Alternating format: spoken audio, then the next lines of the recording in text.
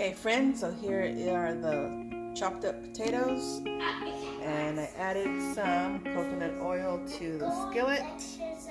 Next, I'm gonna dice up some onion.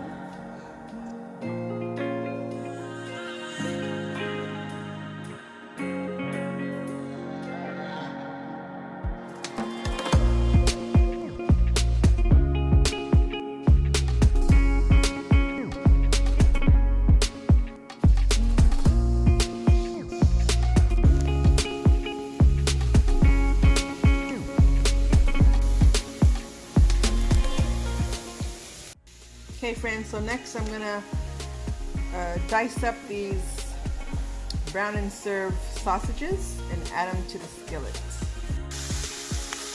Can I fit any more food in the skillet?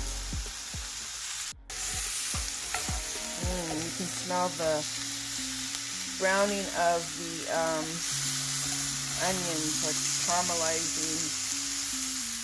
And I have some leftover green bell pepper, and I have an Anaheim chili in here.